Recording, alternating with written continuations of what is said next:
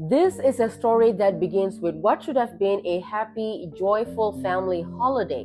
A family that traveled halfway across the world just to spend some time together in nature. But instead, that dream turned into a tragedy that left behind pain, confusion, and more confusing questions. This is the tragic case of Nora Quoirin. Hi, you guys, and welcome. Welcome to the GMC channel where I bring you the ghost, the mystery, the crime from my country, Malaysia. I am Esther Vincent, also known as Liamia on social media. Do follow me, do like, do comment, do subscribe. That really does help me out. And today, I hope you guys stick around until the end of this video. Thank you. London-born Nora Ann Quoirin was just a 15-year-old girl when she passed away, sadly, in a forest eco-resort in Seremban, Malaysia back in 2019. She flew all the way here with her parents, Maeve and Sebastian, along with her two younger siblings for a holiday. The family checked into a chalet at the Dusun Eco Resort, a peaceful hideaway sitting at the edge of a vast tropical rainforest. Now, Nora was a special kid. She wasn't an ordinary teenager. She was born with a rare brain condition that affected her coordination and independence. She was described by her parents as shy, vulnerable, and someone who always needs close supervision. So she's a person that will not go anywhere alone, not even in places that are familiar to her, let alone an unknown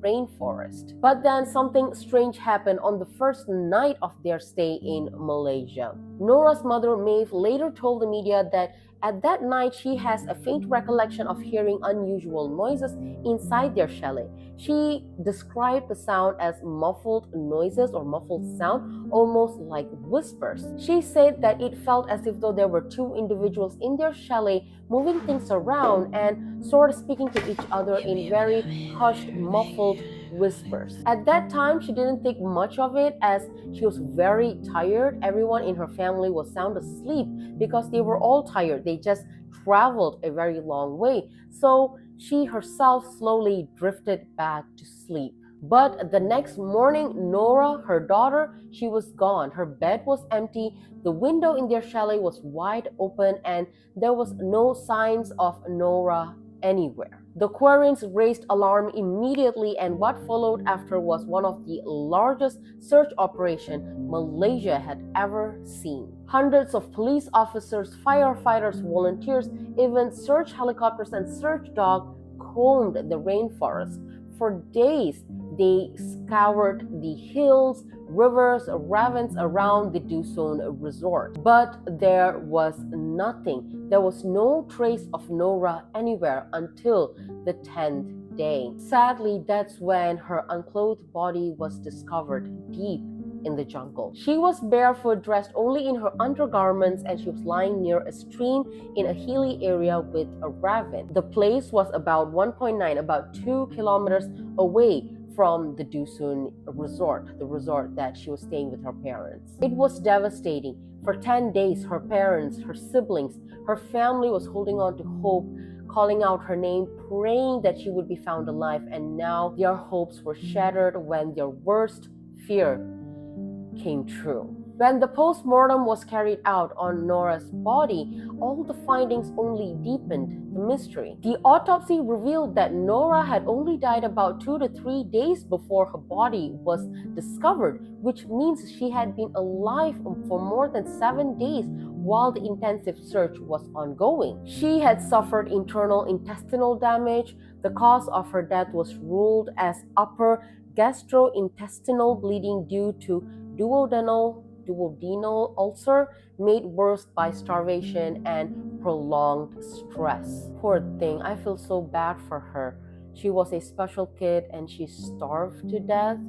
Prolonged stress, imagine how stressed, how scared she would have been. I feel so extremely bad for Nora. So the authority ruled out foul play and said that she most likely had wandered off out of their chalet. Maeve, her mother, explained that Nora would have not gone anywhere alone because if she is frightened, she is a person that would just stand in a location, like she would just freeze and stand there until help arrives, because that is how she had been all her life since she was little. If she's afraid, she freezes, she stands in the same place until help arrives. Sebastian, her father, also pointed out that her body has so little damage, so little wounds and scrapes for a person who had been wandering in a rainforest barefoot with very minimal thin clothes for 7 to 8 days. So her body was very much fresh, very little scrapes and wounds, not like the body of someone who had been roaming around a rainforest for more than a week. Even her feet, the bottom of her feet, they were not badly damaged. For me, it does sound logical, right? Like, who would know their kid better than their own parent? That too, she, Nora, a special kid. So her parents, who have brought her up for 15 years, would know her characters, would have known what she would do in time of panic and all that. So I do feel like their parents are telling the truth. And in the situation, like, I don't know. I hope you guys understand where I'm coming from, because I really do feel like the parents would know their kid better than anyone else. And then came the mistakes. The police only started to check or dust the chalet window for fingerprints only after the third day. By then, multiple people have already come into the chalet and out. Multiple people would have already touched the window. So any proper evidence that would have been left in the windows was already contaminated by then. The family strongly believed that Nora, their daughter, had been abducted. They believed that the captors might have panicked seeing the huge manhunt and the worldwide media and let her go. The father, Sebastian, he also suggested that the captors, after realizing Nora's disability, realized that she's going to be nothing but a burden. So after seeing the worldwide intense search, media coverage and all of that, panicked and just let her go in the jungle. Kind of sounds plausible, right? I don't know. Gosh, I just don't know. So there was this clash going on between both the parties, the local authorities and Nora's family, because Nora's family fully believed that she had been abducted. There is no way that Nora would have wandered off, while the authorities and the local people were saying that Nora had wandered off and sadly passed away due to starvation. I do have to put this information out here that during the search, when Nora was still missing and the search was ongoing, Maeve, her mother, was able to get a reward of 50,000 ringgit from a company that donated it from Belfast, and that company was willing to give 50,000 ringgit for anyone who had valid information that could help bring Nora back home safe. And authorities from UK, France, and Ireland, Ireland, they flew to Malaysia to help with the investigation, but none of those helped. Like, there was no breakthrough, and like I already mentioned, Nora was sadly found dead. And so after Nora's death, her parents turned their focus to accountability. They filed a lawsuit against the Dusun Eco Resort, saying that there had not been proper security measures in place. For example, the latch in the window of their chalet, the window that was open, so the latch had already been broken when they got into the chalet.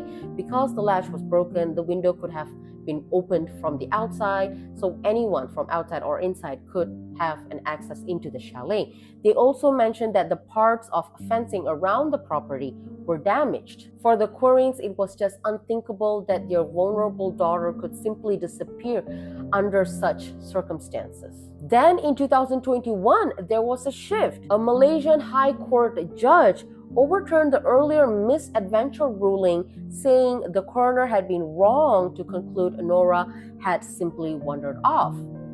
Okay? The judge acknowledged that the chalet's latch, the chalet window's latch, was already faulty from the beginning, and that for Nora to have left the property by herself in the middle of the night would have been almost impossible because of her condition. He also acknowledged the steep hills, the broken fencing, and the difficult terrain. So, meaning, in other words, the door was left open to the possibility of criminal involvement. So, possibilities for criminal involvement is there, yes, but no one had been convicted. There was no proof or no suspects in the situation. So, there was no evidence supporting any of these claims. Nobody was arrested. I know it's just frustrating. What actually happened?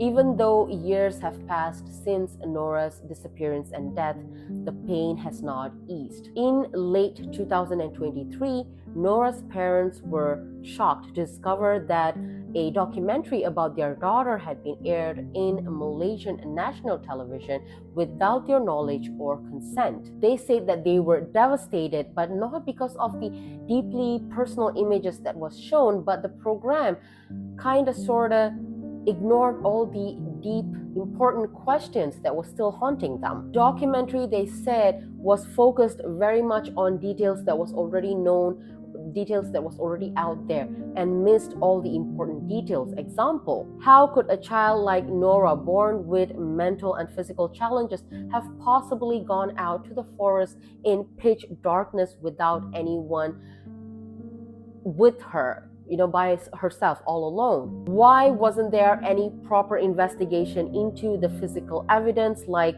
the fingerprints and the DNAs recovered from the abandoned camp near where Nora's body was found? So there was a freaking camp that was found not too far away from where Nora's body was found. The family also questioned why the sniffer dogs had searched the same area earlier without detecting any trace of Nora, just to find Nora in the same exact place multiple days later. They mentioned that the documentary held off critical information like few unidentified fingerprints that was on the broken window of the chalet. Instead, they focused on irrelevant details like a drop of blood in the bathroom, which was later proven to belong to Nora's sister. Yeah, it's just, I don't know what to say, so many contradicting details. I don't know whose fault is this. Is the authority hiding anything, or what is even happening? For the Quoirins, this is such a painful reminder because not only they have lost their daughter, but even now, even after she was lost and found dead, their side of the story is not being told properly. It's not being told in full. With all that, the truth of what actually happened to Nora and Quoirin still remains unanswered. Like, was she taken? Was she abducted and then just released into the jungle? Or was this all a tragic accident that she indeed did walk out on her own, and nobody can believe or fully explain how did that actually happen? Nora and Quoirin was a vulnerable 15-year-old girl, sweet little girl that should have been safe in the arms of her family. Instead, she lost her life far away from home. And today, her parents, her family, they are still searching for what they need the most. Not justification, not justice, but closure. Closure on what actually happened to their daughter. And from the bottom of my heart, I really do hope one day they get the closure that they deserve. This, you guys, is the heartbreaking case of Nora and Quoirin. What do you guys think of this story? What do you guys think of this crime? I don't know whether this is even a crime. What do you guys think of this case? I think that's a better word. Do let me know in the comment section below. Share this around with friends, family, people who might want to know more about this. Do let me know, what do you guys think? Do leave me thumbs up, like this video. Please do consider subscribing. It really does help out the channel to grow, helps me, encourages me to make more. And yeah, I'm still thinking about the girl. I'm still thinking about the poor girl. Anyways, we have come to the end of this video. I hope you guys stay safe out there wherever you are. Take care, and I will see you soon. Bye.